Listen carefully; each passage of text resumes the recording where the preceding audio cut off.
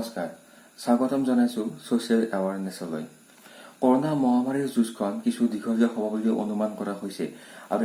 ইয়াৰ লগতে আমাৰ চৰকাৰ আৰু জনসাধাৰণে সমান্তৰালভাৱে অৰ্থনৈতিকভাৱেও যুঁজ দিয়া আৰম্ভ কৰিছে চৰকাৰে যেনিবা জিডিপিৰ লগত যুঁজিছে জনসাধাৰণে নিজৰ উপাৰ্জনৰ লগত যুঁজি আছে কিন্তু এইখিনিতে জনসাধাৰণে অৰ্থনৈতিকভাৱে যি যুঁজ আৰম্ভ কৰিছে সেইখন যুঁজত ভোটৰ ওপৰত দানৰ পৰা দিছে আমাৰ যেটো 50% আৰু আনলক এই শব্দ দুটাই আসলতে 50% আৰু আনলকৰ যি নীতি নিয়ম সেই নীতি নিয়মসমূহ কেৱল চৰকাৰী অনুষ্ঠান আৰু ধৰ্মীয় অনুষ্ঠানতে প্ৰযোজ্য হৈ আছে বাকি বজাৰ গাড়ী মটৰ বা বেলেগ কিছুমান ঠাইত এইবিলাক কোনো ধৰণৰ প্ৰযোজ্য হোৱা নাই তৎসত্ত্বেও কিন্তু ইয়াৰ আৰত 50% আৰু আনলকৰ নাম লৈ যেটো বৰ্তমান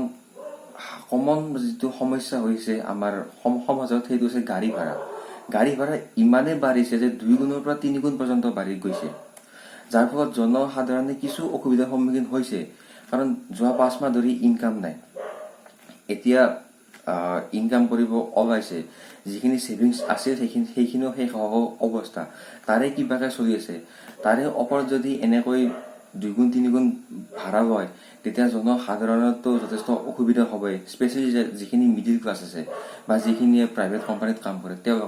তেওঁলোকৰ যথেষ্ট অসুবিধা হৈছে এই ক্ষেত্ৰত আৰু এইটোৱে আমাৰ সমাজখনক যেটো আৰ্থ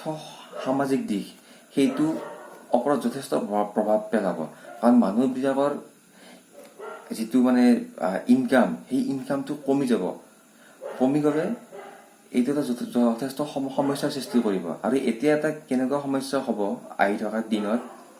এই যে গাড়ীৰ ভাড়া বঢ়ালে এইবিলাক এটা ইন্টাৰলিংক হৈ থাকে বিভিন্ন পৰিস্থিতিৰ লগত বা বিভিন্ন সেক্টৰৰ লগত বিভিন্ন সিচুৱেচনৰ লগত গাড়ী ভাড়া বাঢ়ি মানে ইপিনে বস্তুৰ দাম পাতিও বাঢ়ি যাব এটা মত এনেকুৱা হ'ব যে এখন অঘোষিত দাম বঢ়োৱা যুদ্ধ আৰম্ভ হৈ যাব যিয়ে যেনেকৈ পায় তেনেকৈ দাম বঢ়াব আৰু এই যুদ্ধত কিন্তু কোপটো পৰিব আমাৰ যিখিনি মধ্যবিত্ত আছে সেইখিনিৰ ওপৰতে গতিকে এই ভিডিঅ'টোৰ জৰিয়তে মোৰ চৰকাৰক এইটোৱে অনুৰোধ যে তেখেতসকলে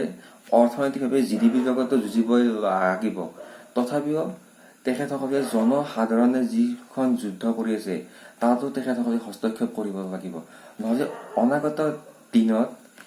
যেটো আৰ্থ সামাজিক পৰিৱেশ সেইটো যথেষ্ট বেয়া দিশে গুচি যাব ভিডিঅ'টো এইখিনিয়ে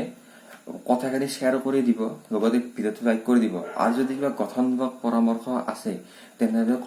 কমেন্টত জনাইব বাকি ভগৱানে সকলোকে মংগল কৰক আজিলৈ এইখিনিয়ে ধন্যবাদ জয় অসম।